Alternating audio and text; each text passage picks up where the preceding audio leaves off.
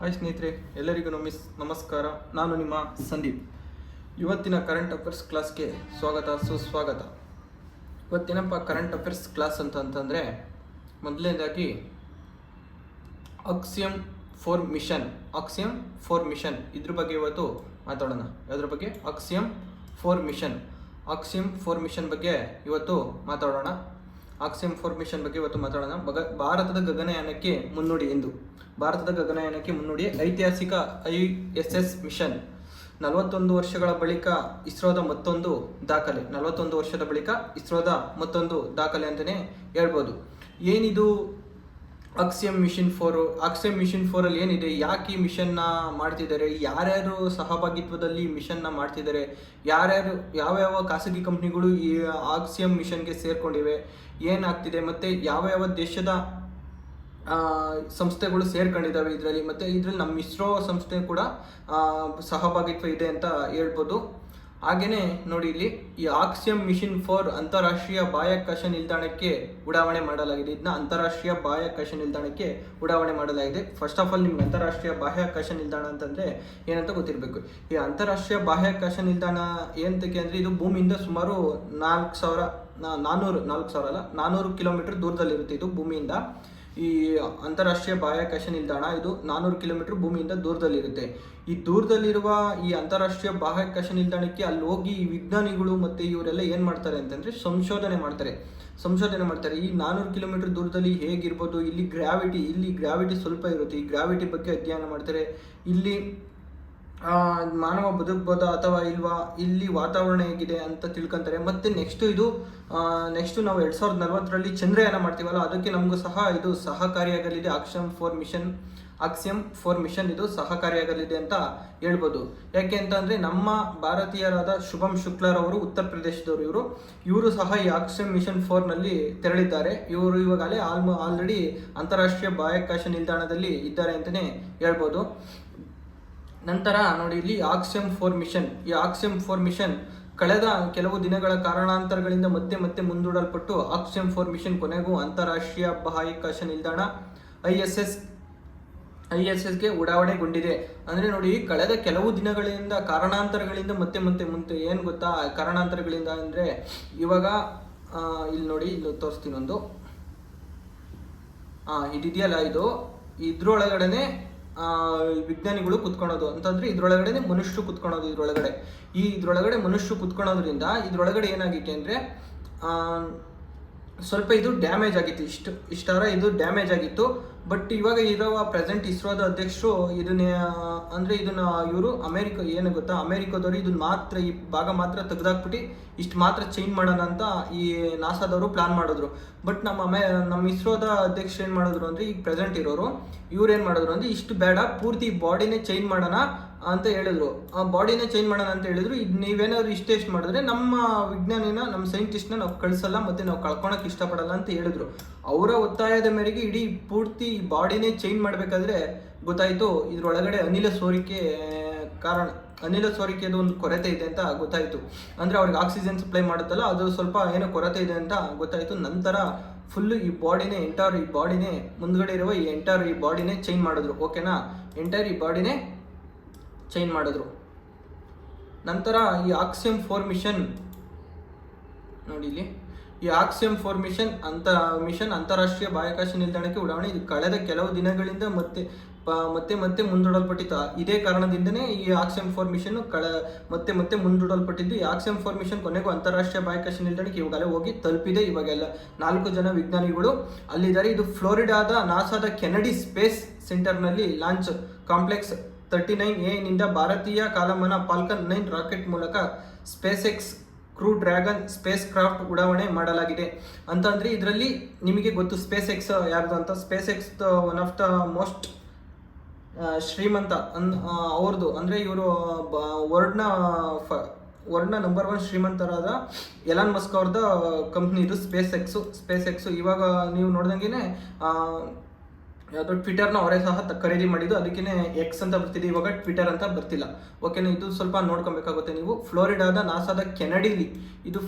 ನಾಸಾದ ಕೆನಡಿಲಿ ಎಲ್ಲಿ ಗೊತ್ತಾ, ಇದು ನೋಡಿ, ಇಲ್ಲಿ ತೋರಿಸ್ತೀನಿ, ಡ್ರಾ ಮಾಡಿ ನೋಡಿ. ಇದು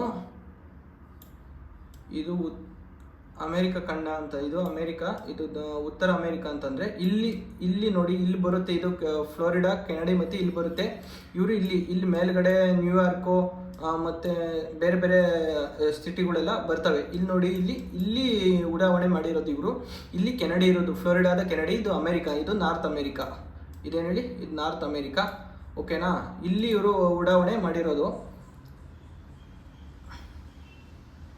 ಸ್ಪೇಸ್ ಎಕ್ಸ್ ಇದರಲ್ಲಿ ಮುಖ್ಯ ಪಾತ್ರ ವಹಿಸಿದೆ. ಸ್ಪೇಸ್ ಎಕ್ಸ್ನ ಕ್ರೂ ಡ್ರ್ಯಾಗನ್ ಸ್ಪೇಸ್ ಕ್ರಾಫ್ಟ್ ಉಡಾವಣೆ ಮಾಡಲಾಗಿದೆ. ಇದು ಭಾರತೀಯ ವಾಯುಪಡೆಯ pilot group captain Shubhanshu Shukla ನೇತೃತ್ವದಲ್ಲಿ ಒಟ್ಟು 4 ಈ ISSಗೆ ತೆರಳಿದ್ದಾರೆ. ಸ್ಪೇಸ್ ಎಕ್ಸ್ ಫಾಲ್ಕನ್ 9 ರಾಕೆಟ್ ಉಡಾವಣೆಯಾದ 8 ನಿಮಿಷಗಳ ಒಳಗೆ ಭೂಮಿಗೆ ಸುರಕ್ಷಿತವಾಗಿ ಇದು ಮರಳಿದೆ. ಅಂದರೆ ಸ್ಪೇಸ್ ಎಕ್ಸ್ನ ಫಾಲ್ಕನ್ 9 ರಾಕೆಟ್ ಅದು ಮತ್ತೆ ಸುರಕ್ಷಿತವಾಗಿ ಭೂಮಿಗೆ ಮರಳಿದೆ. ಬಟ್ ಅವ್ರನ್ನ ಅಲ್ಲಿ ಇದಕ್ಕೆ ಅಂತಾರಾಷ್ಟ್ರೀಯ ನಿಲ್ದಾಣಕ್ಕೆ ಬಿಟ್ಟು ಮರಳಿದೆ ಇದು. ಓಕೆನಾ. ನಂತರ ನೋಡಿ, ಸ್ಪೇಸ್ ಎಕ್ಸ್ನ ಕ್ರೂ ಡ್ರ್ಯಾಗನ್ ಸ್ಪೇಸ್ ಕ್ರಾಫ್ಟ್ ಇದು IAS ಅಲ್ಲ, ISS ಅಂತ ಮಾಡ್ಕೊಳ್ಳಿ, ಇದು ಎಸ್ ಮಾಡ್ಕೊಳ್ಳಿ. ಓಕೆನಾ. ISS ನತ್ತ ಪ್ರಯಾಣ ಮುಂದುವರಿಸಿದೆ. ಅಂದರೆ ಕ್ರೂಸ್ ಡ್ರ್ಯಾಗನ್ ಅನ್ನೋದು ಅದರೊಳಗಡೆ ಜನಗಳು ಇರ್ತಾರೆ. ಅಂದರೆ ಈ ವಿಜ್ಞಾನಿಗಳು 4 ಜನ ವಿಜ್ಞಾನಿಗಳು ಇರ್ತಾರೆ. ಇದು ISS ಪ್ರಯಾಣ ಮಾಡಿದೆ. ಓಕೆನಾ. ನಂತರ ನಾಸಾ ಆಕ್ಸಿಯಂ ಸ್ಪೇಸ್ ಮತ್ತು ಸ್ಪೇಸ್ ಎಕ್ಸ್ ಮೂಲಕ ISSಗೆ 4 ಖಾಸಗಿ ಗಗನಯಾನ ಕಾರ್ಯಾಚರಣೆ ಆಗಿದೆ. ಅಂದರೆ 4 ಖಾಸಗಿ ಸಂಸ್ಥೆಗಳು ಸೇರ್ಕೊಂಡಿದ್ದಾವೆ ಅಂತ ಹೇಳ್ಬೋದು. ಓಕೆನಾ. ಅಂದರೆ 4 ಖಾಸಗಿ ಸಂಸ್ಥೆಗಳು ಸೇರ್ಕೊಂಡಿವೆ. ಮತ್ತು ಇದು ISS ಅಂದರೆ ಇದು ನಾಸಾಗೆ 4ನೇ ಕಾರ್ಯಾಚರಣೆ. ಇದು ಮಾನವ ಗಗನಯಾನ್ ಮಿಷನ್, ಇದು 4ನೇ ಕಾರ್ಯಾಚರಣೆ. ಇದು ಯಶಸ್ವಿಯಾಗಿ ಮಾಡ್ತಿರೋದು ನಾಸಾ. ಇದು 4ನೇ ಕಾರ್ಯಾಚರಣೆ ಅಂತ ಅರ್ಥ. ನೋಡಿ, ಇಲ್ಲಿ ಇವರು ನಮ್ಮ ಭಾರತದವರು ಶುಭಾಂಶು ಶುಕ್ಲಾ. ಇವರು ಅಮೇರಿಕದವರು ಒಬ್ಬರು ಇದ್ದಾರೆ, ಕೆನಡಾದವರು ಅಮೇರಿಕದವರು ಒಬ್ಬರು ಇದ್ದಾರೆ. ಮತ್ತು ಇನ್ನು ಮಿಕ್ಕಿದ 3 ಜನ ಬೇರೆ ಬೇರೆ ದೇಶದವರು ಇದ್ದಾರೆ. ಸ್ವಲ್ಪ ಜ್ಞಾಪನ ಬರ್ತಿಲ್ಲ, ಆಮೇಲೆ ಹೇಳ್ತೀನಿ. ಓಕೆನಾ. ಇವರು ನಮ್ಮ ಶುಭಾಂಶು ಶುಕ್ಲಾ, ಇವರು ನಮ್ಮ ಭಾರತದವರು. ಓಕೆನಾ. ನಂತರ ನೋಡಿ, ಗಗನಯಾನಿಗಳು ಭಾರತದ ಶುಭಾಂಶು ಶುಕ್ಲಾ ಜೊತೆಗೆ ಪೋಲೆಂಡ್ನ ನೋಡಿ, ಇಲ್ಲಿ ಪೋಲೆಂಡ್ ಅವರು ಒಬ್ಬರು ಇದ್ದಾರೆ. ಪೋಲೆಂಡ್ನ ಸ್ಲಾವೋಜ್ ಉಜಾನಿಸ್ಕಿ ವಿನ್ನಿಸ್ ಇವರು ಪೋಲೆಂಡ್ ಅವರು. ಹಂಗೇರಿಯ ಟೆಟೋರೋ ಕಾಪು ಮತ್ತು US ಕಮಾಂಡರ್ ಪೆಗ್ಗಿ ಮಿಟ್ಸನ್ ಇದು ಕೂಡ ಇದ್ದಾರೆ. ಅಮೆರಿಕದ ನೋಡಿ, ಇಲ್ಲಿ ಭಾರತದ ಶುಭಾಂಶು ಶುಕ್ಲಾ ಜೊತೆಗೆ ಪೋಲೆಂಡ್ನ ಸ್ಲಾವೋಜ್ ವಿಜ್ವಾನ್ಕಿ ವಿನ್ನಿವ್, ಹಂಗೇರಿಯ ಟೊಟೊರೋ ಕಾಪು ಮತ್ತು US ಕಮಾಂಡರ್ ಪೆಗ್ಗಿ ವಿಟನ್ಸ್ ಕೂಡ ಇದ್ದಾರೆ. ಅಮೆರಿಕದವರು ಇವಿಷ್ಟು ಜನ ಯಾರ್ಯಾರಿದ್ದಾರೆ, US ಅವರು ಇದ್ದಾರೆ, ಹಂಗೇರಿಯವರು ಇದ್ದಾರೆ, ಹಾಗೆ ಪೋಲೆಂಡ್ ಅವರು ಇದ್ದಾರೆ, ಮತ್ತು ನಮ್ಮ ಭಾರತದವರೊಬ್ಬರು ಸಹ ಇದ್ದಾರೆ. ನೋಡಿ, ಇಲ್ಲಿ 15 ದಿನಗಳ ಕಾಲ ಕಾರ್ಯಾಚರಣೆಯಲ್ಲಿ ಇವರು 7 ಭಾರತೀಯರ ಸಂಶೋಧಕರ ಪ್ರಸ್ತಾಪಿಸಲ್ಪಟ್ಟವು ಸೇರಿ ಒಟ್ಟು 60 ವೈಜ್ಞಾನಿಕ ಪ್ರಯೋಗಗಳನ್ನು ನಡೆಸಿದ್ದಾರೆ. ಅದರಲ್ಲಿ ಇವರು ನಮ್ಮ ಪ್ರಥಮ ಭಾರತೀಯ, ಇವರು ಶುಭಾಂಶು ಶುಕ್ಲಾ. ಅಂದರೆ ಇಲ್ಲಿ 15 ದಿನಗಳ ಕಾಲ ಇಲ್ಲಿ ಕಾರ್ಯಾಚರಣೆ ಮಾಡ್ತಾರೆ. ಇಲ್ಲಿ ಅಂತಾರಾಷ್ಟ್ರೀಯ ಸ್ಪೇಸ್ ನಿಲ್ದಾಣದಲ್ಲಿ ಇವರು 15 ದಿನಗಳ ಕಾಲ ಕಾರ್ಯಾಚರಣೆ ಮಾಡ್ತಾರೆ. ಅದರಲ್ಲಿ ನಮ್ಮ ಭಾರತೀಯ ಸಂಶೋಧಕರು ಎಷ್ಟು ಇವ್ರ ಮುಂದೆ ಅಂದರೆ 7 ಅಂದರೆ 7 ಏನೋ ಸಂಶೋಧನೆ ಬಗ್ಗೆ ಪ್ರಸ್ತಾಪಿಸಿದ್ದಾರೆ. ಅದನ್ನ ಸೇರಿ ಒಟ್ಟು 60 ವೈಜ್ಞಾನಿಕ ಪ್ರಯೋಗಗಳನ್ನು, ಅಂದರೆ ಎಲ್ಲ ಬೇರೆ ಬೇರೆ ದೇಶದವರು ಎಲ್ಲರೂ ಏನಾದರೂ ಹೇಳಿರ್ತಾರೆ ಸೈಂಟಿಸ್ಟ್ಗಳು, ಅದನ್ನು ಸೇರಿ 60 ವೈಜ್ಞಾನಿಕ ಪ್ರಯೋಗಗಳನ್ನು ಅಲ್ಲಿ ನಡೆಸ್ತಾರೆ 15 ದಿನದೊಳಗಡೆ. ಓಕೆನಾ. 15 ದಿನದೊಳಗಡೆ 60 ಪ್ರಯೋಗಗಳನ್ನು ಮಾಡ್ತಾರೆ. ಭಾರತದ ಪಾಲಿಗೆ ಆಕ್ಸಿಯಂ ಮಿಷನ್ 4 ಭಾರತದ ಪಾಲಿಗೆ ಆಕ್ಸಿಯಂ 4 ಹಲವು ಪ್ರಥಮಗಳು ಸಾಕ್ಷಿಯಾಗಿವೆ. ಶುಭಾಂಶು ಶುಕ್ಲಾ ಈ ಯಾನದ ಮೂಲಕ ಅಂತಾರಾಷ್ಟ್ರೀಯ ಬಾಹ್ಯಾಕಾಶಕ್ಕೆ ಮತ್ತು ಬಾಹ್ಯಾಕಾಶ ನಿಲ್ದಾಣಕ್ಕೆ ISSಗೆ ತೆರಳಿದ ಪ್ರಥಮ ಭಾರತೀಯ ಅಂತ. ಅಂದರೆ ಇವ್ರು ಇದು ಇಸ್ರೋದಿಂದ ಹೋಗಿರೋರು ಇವರು ಅದಕ್ಕೆ ಪ್ರಥಮ ಭಾರತೀಯ ಅಂತ ಆಗ್ತಾರೆ. ಓಕೆನಾ. ಶುಭಾಂಶು ಶುಕ್ಲಾ ಅವರು ಪ್ರಥಮ ಭಾರತೀಯ ಆಗ್ತಾರೆ. ISS ನಿರ್ಮಾಣ 1998ರಲ್ಲಿ ISS ನಿರ್ಮಾಣ ಆರಂಭವಾಗಿತ್ತು. ISS ನಿರ್ಮಾಣ 1998ರಲ್ಲಿ ಆರಂಭವಾಯಿತು. ಶುಭಾಂಶು ಶುಕ್ಲಾ ಉತ್ತರ ಪ್ರದೇಶದ ಲಕ್ನೋದಲ್ಲಿ 1985ರಲ್ಲಿ ಜನಿಸಿದರು. ಶುಕ್ಲಾ ಅವರು 2006ರಲ್ಲಿ ರಾಷ್ಟ್ರೀಯ ರಕ್ಷಣಾ ಅಕಾಡೆಮಿ ಪದವಿ ಪಡೆದು ಭಾರತೀಯ ವಾಯುಸೇನೆ ಫೈಟರ್ ಆಗಿ ಸೇವೆ ಸಲ್ಲಿಸಿದ್ದಾರೆ. ಇವರು ಸುಖೋಯ್ 30 ಯುದ್ಧ ತರಬೇತಿ ಪಡೆದು, ಅಂದರೆ ಸುಖೋಯ್ 13 ಯುದ್ಧದ ವಿಮಾನದ ತರಬೇತಿ ಪಡೆದು ಭಾರತೀಯ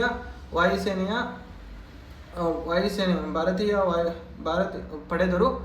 ಇವರು ಸುಖೋಯ್ 30 ಯುದ್ಧ ವಿಮಾನ ತರಬೇತಿ ಪಡೆದರು ಮತ್ತು ಭಾರತೀಯ ವಾಯುಸೇನೆ ಪೈಲಟರ್ ಆಗಿ ಇವರು ಕೆಲಸ ಮಾಡಿದ್ದಾರೆ. ಹಾಗೆ ನೋಡಿ, ನೋಡಿ ಇದು ಫಾಲ್ಕನ್ 9, ಇದು ಫಾಲ್ಕನ್ 9 ಲಾಂಚರ್. ಇದು ಎಲ್ಲಿ? ಕೆನಡಿಲಿ. ಇದು ಕೆನಡಿಲಿ ಇದು ಇರೋದು. ಇದು ನೋಡಿ, ಇದು ಈ ಇಮೇಜ್ ನೋಡಿ ಇಲ್ಲೇ ಇದೆ.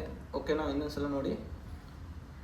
ಆಕ್ಸಿಯಮ್ 4 ಇದು ಮಿಷನ್ ಇದು ಲಾಂಚ್ ಮಾಡ್ತಾ ಇರ್ಬೇಕಾದ್ರೆ ಇದು ತೋರಿಸಿರೋದು. ಇದು ಒಂದು ಇಮೇಜ್ ಅಷ್ಟೇ ಹಾಕಿದ್ದೀನಿ ನೋಡಿ. Live from the capture in space X. ಇವರು ಕ್ಯಾಪ್ಚರ್ ಮಾಡಿದರೆ ಫಾಲ್ಕನ್ 9ನ. ಇದು ಲಾಂಚಿಂಗ್ ಮಾಡ್ಬೇಕಾದ್ರೆ ಲಾಂಚಿಂಗ್ ವೇಳೆ ಇದನ್ನು ಕ್ಯಾಪ್ಚರ್ ಮಾಡಿದ್ದಾರೆ ಸ್ಪೇಸ್ ಎಕ್ಸ್ ಅವರು.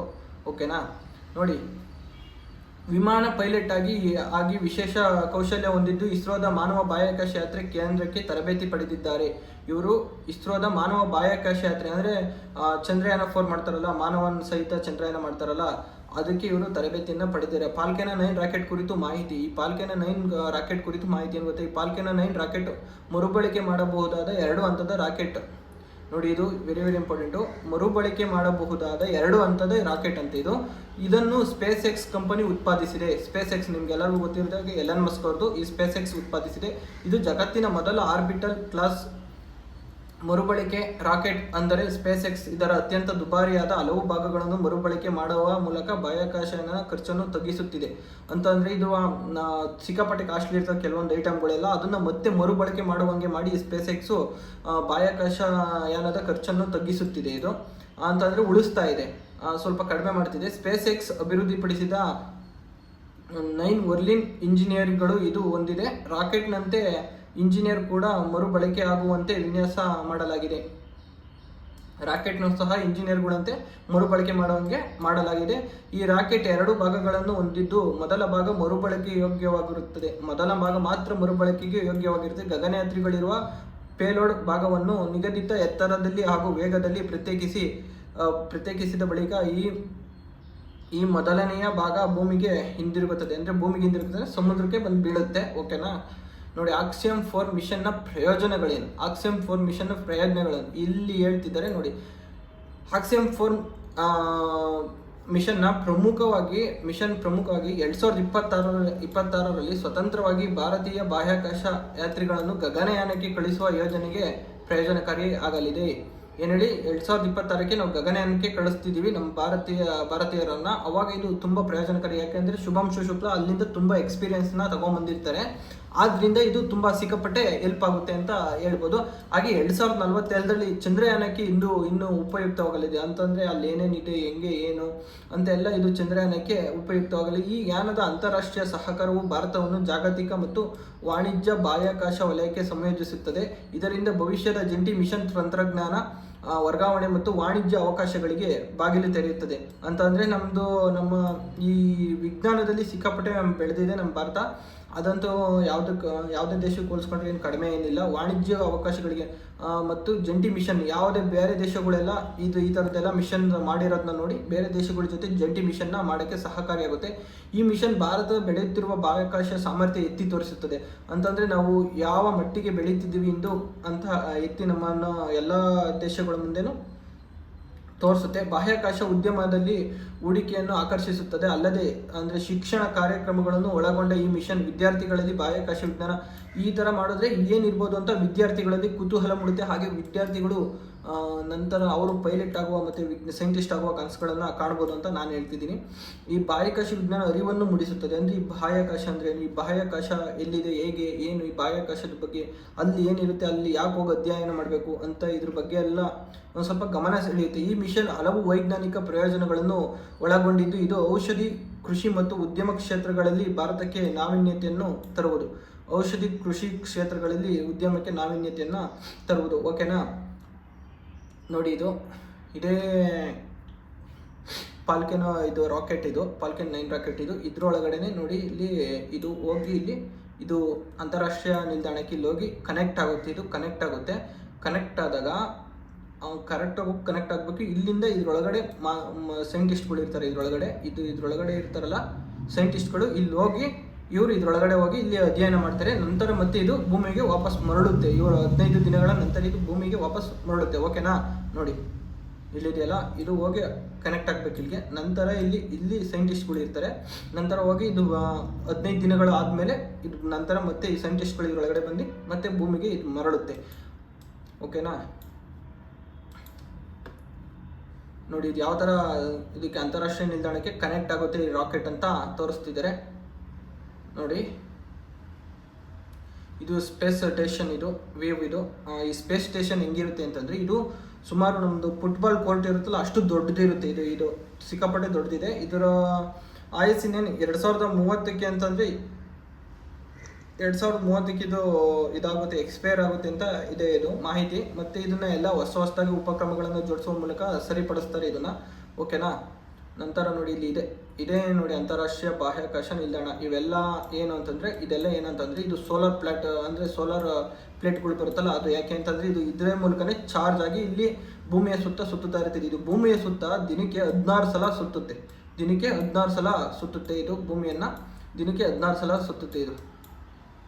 90 ಗಂಟೆಗೆ ಒಂದು ಸಲ ಭೂಮಿಯನ್ನು ಸುತ್ತಾಕುತ್ತೆ. ಎಷ್ಟು ಗಂಟೆಗೆ? 90 ನಿಮಿಷಕ್ಕೆ ಒಂದ್ಸಲ ಭೂಮಿಯನ್ನು ಸುತ್ತಾಕುತ್ತೆ. 90 ನಿಮಿಷಕ್ಕೆ ಒಂದ್ಸಲ ಭೂಮಿಯನ್ನು ಸುತ್ತಾಕುತ್ತೆ. ದಿವಸಕ್ಕೆ 16 ಸಲ ಸುತ್ತುತ್ತೆ ಭೂಮಿಯನ್ನು, ಓಕೆನಾ. ಅಷ್ಟು ಸ್ಪೀಡಲ್ಲಿ ಸುತ್ತುತ್ತಾ ಇರ್ತದೆ. ಇವರೇ ನೋಡಿ ನಮ್ಮ ಬಾಹ್ಯಾಕಾಶಕ್ಕೆ ಹೋಗಿರುವ ಶುಭಾಂಶು ಶುಕ್ಲಾ ಇವರು. ಇವ್ರದ್ದು ಒಂದು ಇಮೇಜ್ ಹಾಕಿದ್ದೀನಿ ನೋಡಿ. ಇದ್ದೇನೆ ನಾರ್ಮಲಿ ಇಲ್ಲಿ ಯಾವಾಗಲೇ ತೋರಿಸಿದ್ಮೇಲೆ ಇಲ್ಲಿ ಹೋಗಿ ಇದು ಹಿಂಗೆ ಕನೆಕ್ಟ್ ಆಗುತ್ತೆ. ಇದು ಕ್ಯಾಪ್ ಓಪನ್ ಆಗುತ್ತೆ, ಅಲ್ಲಿ ಹೋಗ್ತಿದ್ದಂಗೆ ಮತ್ತು ಇದು ಹೋಗಿ ಇದು ತಿರುಗ್ತಿರುತ್ತೆ. ಇದು ಅದ್ರ ಸ್ಪೀಡಿಗೆ ತಿರುಗ್ಬಿಟ್ಟು ಹೋಗಿ ಇದಕ್ಕೆ ಕನೆಕ್ಟ್ ಆಗಬೇಕು. ಸ್ವಲ್ಪ ಹೆಚ್ಚು ಕಡಿಮೆ ಆದ್ರೂ ಅದ್ರೊಳಗಡೆ ಇರೋರಿಗೆ ಪ್ರಾಣ ಹಾನಿಯಾಗುತ್ತೆ ಅಷ್ಟೇ. ಅಂದರೆ ಅವ್ರ ಜೀವ ಕಳ್ಕೊಳ್ಳೋ ಸಾಧ್ಯತೆ ಹೆಚ್ಚಿರುತ್ತೆ. ಇದು ತುಂಬ ಕ್ಲಿಷ್ಟಕರ ಮಿಷನ್ ಆಗಿರುತ್ತೆ, ಓಕೆನಾ. ಇದು ಬಾಹ್ಯಾಕಾಶ ಸಂಶೋಧನೆಯಲ್ಲಿ ಭಾರತದ ಸ್ಥಾನ ಎತ್ತರಕ್ಕೆ ಏರಿಸುವ ಜೊತೆಗೆ ವೈಜ್ಞಾನಿಕ, ತಾಂತ್ರಿಕ, ಆರ್ಥಿಕ ಬೆಳವಣಿಗೆಯನ್ನು ಉತ್ತೇಜಿಸುತ್ತದೆ. ಪರೀಕ್ಷಾ ದೃಷ್ಟಿಯ ಸಂಭವನೀಯ ಪ್ರಶ್ನೆಗಳನ್ನು ಇವಾಗ ಮಾತಾಡೋಣ. ಪರೀಕ್ಷಾ ದೃಷ್ಟಿಯಿಂದ ಸಂಭವನೀಯ ಪ್ರಶ್ನೆಗಳು ಇರ್ತವೆ ಕೆಲವೊಂದು, ಅವ್ನು ಮಾತಾಡೋಣ. ಹೇಗೆ ಏನಿರ್ತವೆ ಅಂತ ನಾನೇ ಮಾಡಿದ್ದೀನಿ. ಆಕ್ಸಿಯಂ 4 ಮಿಷನ್ನಲ್ಲಿ ಭಾರತದ ಪ್ರತಿನಿಧಿಯಾಗಿ ಭಾಗವಹಿಸಿದ್ದ ಗಗನಯಾತ್ರಿ ಯಾರು ಅಂತ ಕೇಳ್ತಾರೆ. ಸುನೀತಾ ವಿಲಿಯಮ್ಮು, ರಾಕೇಶ್ ಶರ್ಮಾ. ನೋಡಿ ಕಲ್ಪನೆ ಚಾವ್ಲಾ. ಇದರಲ್ಲಿ ಸರಿಯಾದ ಆನ್ಸರು ಶುಭಾಂಶು ಶುಕ್ಲಾ. ಇವರು ಸಿ ಆನ್ಸರು. ಸರಿಯಾದ ಉತ್ತರ ಸಿ ಆಗಿರುತ್ತದೆ. ಆಕ್ಸಿಯಂ 4 ಮಿಷನ್ ಉಡಾವಣೆಗೆ ಯಾವ ರಾಕೆಟನ್ನು ಬಳಕೆ ಮಾಡಲಾಗುತ್ತೆ? ನೋಡಿ, GSS Mark 3, Falcon 9 Space X, Soyuz Russia in polar satellite launching vehicle. ಇದು ಇದರಲ್ಲಿ ಬಳಸಿದ್ವಲ್ವಾ ಯಂತ್ರಲ್ಲಿ, ಚಂದ್ರಯಾನಲ್ಲಿ ಬಳಸಿದ್ದು. ಇದು ಫಾಲ್ಕನ್ 9 ಸ್ಪೇಸ್ ಎಕ್ಸಲ್ಲಿ ಇದು, ಓಕೆನಾ. ಇದು ನಂತರ 3ನೇ ಕ್ವಶನ್ ಏನಂತಂದರೆ ಶುಭಾಂಶು ಶುಕ್ಲಾ ಅವರು ಯಾವ ಸೇನೆ ಮತ್ತು ಸೇನೆಯ ಶಾಖೆ ಪೈಲಟ್ ಆಗಿ ಸೇವೆ ಸಲ್ಲಿಸುತ್ತಿದ್ದಾರೆ? ಅದಕ್ಕೆ ನೋಡಿ ಇಲ್ಲಿ ಭಾರತೀಯ ನೌಕಾಪಡೆ, ಭಾರತೀಯ ವಾಯುಪಡೆ, ಭಾರತೀಯ ಸೇನೆ, ಕೋಸ್ಟ್ ಗಾರ್ಡ್. ಇದರಲ್ಲಿ ಯಾವುದು ಅಂತಂದರೆ ಭಾರತೀಯ ವಾಯುಪಡೆ, ಓಕೆನಾ. ಆಕ್ಸಿಯಂ 4 ಮಿಷನ್ ಉದ್ದೇಶ ಯಾವುದು? ಆಕ್ಸಿಯಂ 4 ಮಿಷನ್ ಇದ್ರ ಉದ್ದೇಶ ಏನು ಅಂತ ಇದೆ ನೋಡಿ. ಚಂದ್ರನಿಗೆ ಮಾನವನನ್ನು ಕಳಿಸುವುದು, ಅಂತಾರಾಷ್ಟ್ರೀಯ ಬಾಹ್ಯಾಕಾಶ ನಿಲ್ದಾಣ ISSಗೆ ಸಂಶೋಧನೆ ಮಾಡುವುದಕ್ಕೆ ಹೋಗುವುದು, ನೋಡಿ ಮಂಗಳಯಾನ ಗ್ರಹ ಮಿಷನ್ ಕಳುಹಿಸುವುದು, ಭೂಸ್ಥಾಯಿ ಉಪಗ್ರಹ ಉಡಾವಣೆ ಮಾಡುವುದು. ಇದಕ್ಕೆ ಸರಿಯಾದ ಉತ್ತರ ಬಿ ಆಗಿರುತ್ತೆ. ಇದಕ್ಕೆ ಸರಿಯಾದ ಉತ್ತರ ಬಿ ಆಗಿರುತ್ತೆ. ಭಾರತದ ಮೊದಲ ಗಗನಯಾತ್ರಿ ಯಾರು ಅಂತ, ಭಾರತದ ಮೊದಲ ಗಗನಯಾತ್ರಿ ಅಂತ ಕೇಳ್ತಾರೆ. ಇದಕ್ಕೆ ಸರಿಯಾದ ಉತ್ತರ ರಾಕೇಶ್ ಶರ್ಮಾ. 1940ರಲ್ಲಿ ಹೋಗಿರ್ತಾರೆ ಇವರು, ಓಕೆನಾ. ಈ 41 ವರ್ಷಗಳ ಬಳಿಕ ಇವ್ರು ಹೋಗಿರ್ತಾರೆ, ಓಕೆನಾ ಸರ್. ಇವತ್ತಿನ ಕ್ಲಾಸ್ ಇಷ್ಟ ಆಗಿದೆ ಸ್ನೇಹಿತರೆ, ಥ್ಯಾಂಕ್ ಯು.